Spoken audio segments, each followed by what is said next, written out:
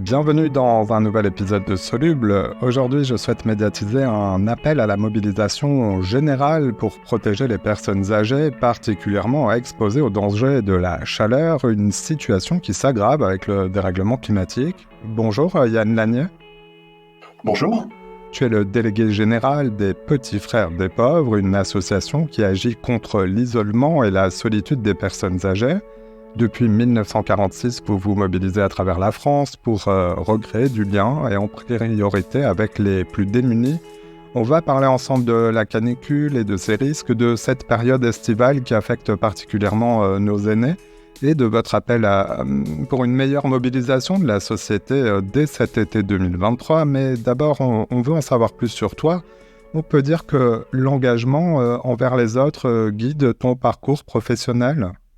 Oui, effectivement, j'ai toujours exercé mes missions professionnelles, en tout cas depuis plus de 30 ans, dans le champ associatif, d'abord dans le champ de la jeunesse et de l'éducation populaire, et puis depuis 3 ans au sein des Petits Frères des Pauvres, où j'ai changé de tranche d'âge en quelque sorte, puisque après m'être intéressé au début de la vie, je m'intéresse plutôt au dernier quart de la vie et à ces enjeux particulièrement importants qui sont devant nous, ceux de la transition démographique qui vont nous faire connaître des mutations importantes dans notre pays avec une surreprésentation des plus de 60 ans au sens large du terme, et après, par tranche d'âge, c'est encore plus flagrant au cours des 30 prochaines années. On va parler de ce sujet, on va parler des problèmes qu'il pose pour bien le comprendre avant d'exposer les solutions. Alors je le disais, l'été est une période critique pour les personnes âgées. C'est la combinaison de plusieurs facteurs de risque. Est-ce que tu peux nous expliquer pourquoi cette saison est l'une des plus difficiles pour nos aînés? On a toujours une vision de l'été en termes de risque un petit peu biaisée. On va s'intéresser, les médias vont souvent s'intéresser eh bien, à ce qui fait, par exemple, les faits divers ou l'accidentologie pendant l'été. Pardon d'être sur ces sujets-là, mais que ce soit les accidents en montagne ou les noyades sur le littoral, on parle peu, par exemple, du risque d'isolement social, mais aussi on parle très très peu du nombre de SDF qui malheureusement décèdent l'été parce que la chaleur tue plus que le froid. Nous sommes aussi dans ces sujets-là, c'est-à-dire que l'isolement qui est très très difficile à vivre pour des personnes pendant l'année est en général décuplé pendant l'été, puisque le peu de cercle relationnel qui peut exister autour d'une personne, eh bien tout à fait légitimement part en vacances, les commerces ferment et vous pouvez avoir des situations absolument terribles.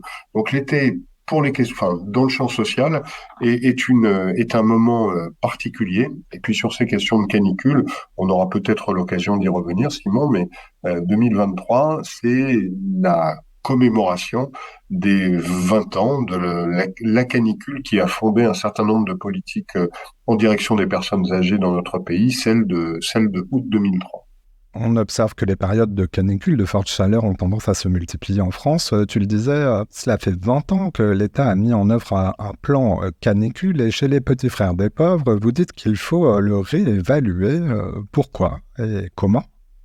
Il y a 20 ans, nous avions eu un épisode caniculaire qui avait pris un petit peu tout le monde de court. C'était le premier épisode caniculaire d'ampleur et les morts se sont comptés par milliers en un temps extrêmement court, avec des situations, des alertes notamment de soignants qui malheureusement comptaient les morts. Ça a été notamment un entrepôt frigorifique du marché de gros à Rungis qui a été dédié à accueillir les cercueils en attendant des dates pour les sépultures. C'est une personnalité comme Patrick Pelou, par exemple, qui est un médecin urgentiste que tout le monde connaît aujourd'hui, et a été en première ligne en 2003, il y a 20 ans, et c'était l'un des lanceurs d'alerte de cette situation. L'État a pris rapidement un certain nombre de mesures pour tirer les enseignements de ce terrible été 2003, notamment en créant les conditions pour que les établissements, les EHPAD, puissent être équipés de salles fraîches.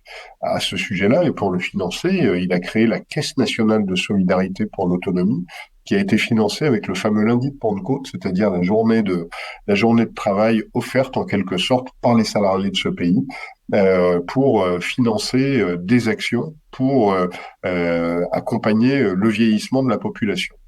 Et puis, au cours de ces 20 ans, eh bien, les choses se sont mises en œuvre et puis on s'est habitué. On s'est habitué à la répétition des épisodes caniculaires, sauf qu'ils commencent à atteindre depuis 1 ou 2 ans à la fois une rythmicité dans l'année qui est de plus en plus inquiétante, et il y a un vrai sujet autour de la ville notamment et des dômes de chaleur en ville, alors en France mais aussi dans d'autres pays. Et de plus en plus, on est sur une question autour de l'adaptation de la ville à la chaleur. Et donc, on voit bien que tous ces sujets-là viennent se croiser. C'est-à-dire que nous allons avoir à gérer en même temps un certain nombre de transitions. Et la transition démographique et la transition climatique sont deux sujets qui sont intimement liés, puisque les personnes qui sont le plus à même de souffrir de ces épisodes de chaleur, parmi les plus vulnérables, il y a les personnes âgées.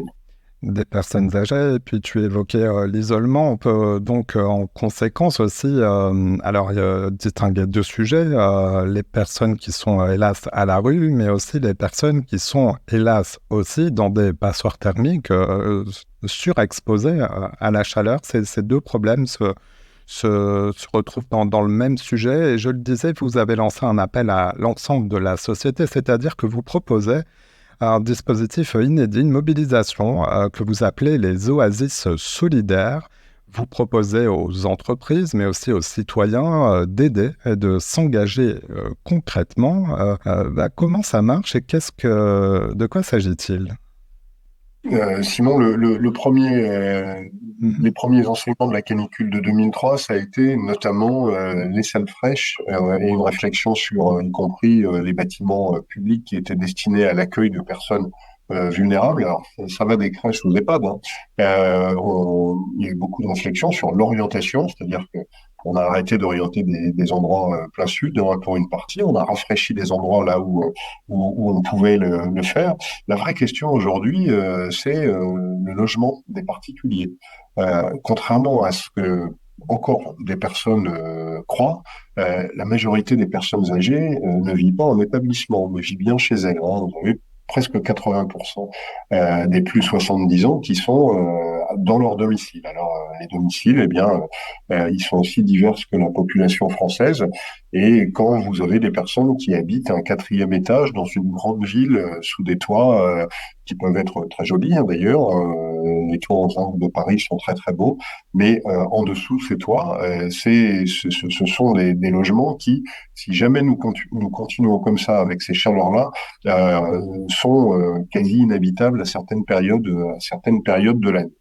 Le constat qu'on a fait, il est tout simple, hein, c'est de se dire que, bien, même si on sait que la climatisation à terme n'est pas une solution pérenne, hein, puisque elle rejette dans l'air un certain nombre, enfin, elle rejette de la chaleur dans l'air, donc, mais en attendant, on a des lieux, souvent dans des quartiers, qui sont des lieux climés ou climatisés, souvent des entreprises. Je cite par exemple le restaurant d'entreprise qui va servir, allez, 3 heures dans la journée et qui le reste du temps pourrait être une sorte d'espace d'accueil, une oasis solidaire pour des personnes du quartier qui seraient très heureux de pouvoir prendre le frais pendant 2 heures sans avoir une pression de consommation parce que vous avez des galeries marchandes qui sont climatisées, vous avez des cinémas qui sont climatisés. Vous pouvez pas rester dans une petite boutique si elle est climatisée 2 heures parce que vous allez forcément à un moment gêner le commerce et le commerçant. Donc là, on se dit que bah, selon la configuration des lieux, une entreprise, elle peut accueillir avec des modalités qu'elle aurait à déterminer les personnes qui en ont besoin pendant un temps donné pour que ceux-ci puissent se reposer de la chaleur. Il peut en être de même pour des particuliers qui, à l'ombre d'un arbre ou à l'ombre d'une tonnelle dans un jardin, peuvent peut-être aussi se dire, bah, mon jardin peut être un espace aussi de respiration pour mes voisins en immeuble. Et donc, on crée deux choses avec ça. C'est-à-dire que on va permettre de reposer les corps. Donc ça, on sait que les corps souffrent énormément de la chaleur, et on va aussi générer du lien social. Donc, c'est en quelque sorte un double effet, en tout cas pour nous, ces oasis solidaires. Alors, recréer du lien social, c'est le cœur de votre mission. Alors, on n'est pas dans l'utopie, on est dans l'hyper concret, l'hyper pragmatique. Vous avez même mis en place un kit d'information et d'accompagnement pour les entreprises et les particuliers qui pourraient vouloir créer ces oasis solidaires. Elles prennent contact avec vous directement sur Internet? Comment ça marche? Oui, le kit est téléchargeable sur notre site. On a cité les entreprises, on a cité les particuliers. Il ne faut pas oublier les collectivités territoriales qui peuvent avoir, et puis tout le champ des structures socio-culturelles, les centres sociaux, etc. Enfin, toutes les structures qui, à un moment, peuvent proposer de la fraîcheur de manière gratuite, hein, encore une fois, aux habitants dans l'immédiate proximité. Donc, le kit est téléchargeable sur le site internet des Petits Frères des Pauvres. On a assuré sa promotion auprès de l'ensemble des associations d'élus, auprès de l'ensemble des fédérations d'entreprises au sens large du terme. Et puis, on est très, très heureux de voir que la presse reprend l'initiative, que des structures s'emparent de l'initiative, téléchargent le kit. Et voilà, nous, l'idée, elle est de pouvoir, puisqu'on réfléchit à ces questions autour du lien social et bien sûr autour de ces transitions, comme je l'évoquais tout à l'heure, le but du jeu, c'est de pouvoir outiller nos concitoyens ainsi que la société civile pour qu'elle puisse agir à son niveau pour proposer des solutions, là aussi, de manière très, très pragmatique. Alors, peut-on déjà voir cette signalétique? Donc, c'est un logo, ce sont des affiches sur certaines portes d'entrée de bâtiments. Peut-on déjà les voir? Eh bien, en tout cas chez nous, puisqu'on a la chance d'avoir un siège social climatisé à Paris, donc on est bien sûr devenu une oasis solidaire. Et puis, j'ai repéré des fois assez loin dans la presse des entreprises qui ont souhaité utiliser ce kit, ainsi que des collectivités territoriales. Il est un peu tôt là dans la saison pour pouvoir tout recenser, hein. Le but du jeu est pas de créer une obligation supplémentaire. Nous, on a fait ça en open source en quelque sorte, hein. Je pense qu'il y a beaucoup de gens qui l'ont téléchargé et on aura, je pense, d'ici la fin de l'été, une communication là-dessus pour pouvoir tirer un premier bilan. Le premier épisode caniculaire, il est en ce moment, là, dans ce début du mois de juillet. Donc, c'est le moment ou jamais. On va surveiller tout ça. Je mettrai dans la description de cet épisode le lien vers le kit, évidemment, et puis ce visuel, mais pas besoin de visuel pour se montrer solidaire et disponible. Vous rappelez aussi que face à l'isolement des personnes âgées, les appels téléphoniques permettent de maintenir un minimum de lien social lorsqu'on ne peut pas faire autrement pour aider ou que l'on ne peut pas, évidemment, tous créer d'oasis solidaires. C'est l'occasion pour moi de rappeler une ligne téléphonique que vous avez, Solitude Écoute, 0800 47 47 88. Ne pas hésiter à se parler tout simplement les uns les autres. Tout à fait. Et le téléphone est un outil qu'on a redécouvert pendant les premiers confinements, il y a 3 ans maintenant. On avait presque oublié que mon smartphone permettait aussi de téléphoner. Passer un coup de fil à une personne dont on sait isolée ou privée de contact régulier, c'est quelque chose d'important. Ça peut enchanter sa journée, sa semaine. Donc, il faut surtout pas hésiter à le faire. Et vous avez rappelé le numéro de téléphone de Solitude Écoute. Solitude Écoute, c'est un dispositif gratuit, anonyme, qui permet à des personnes qui vivent le grand isolement social et bien de pouvoir contacter nos équipes de bénévoles qui, 365 jours par an, de 15 heures à 20 heures, sont là pour répondre aux appels et puis pour permettre à des gens de parler tout simplement, de se confier.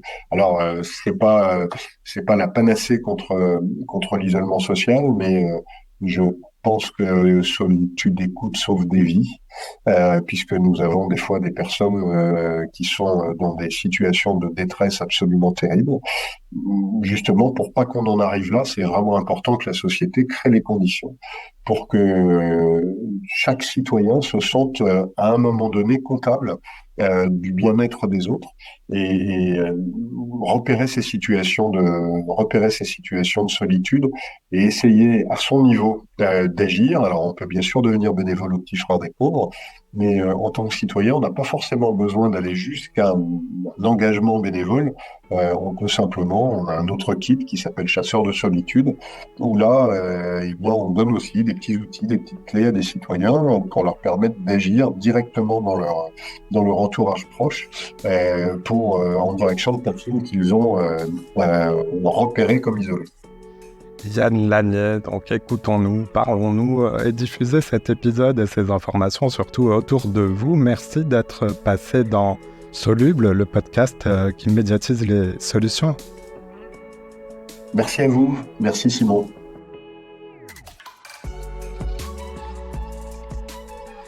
Voilà, c'est la fin de cet épisode. Si vous l'avez aimé, notez-le, partagez-le et parlez-en autour de vous. Vous pouvez aussi nous retrouver sur notre site internet csoluble.media. À bientôt.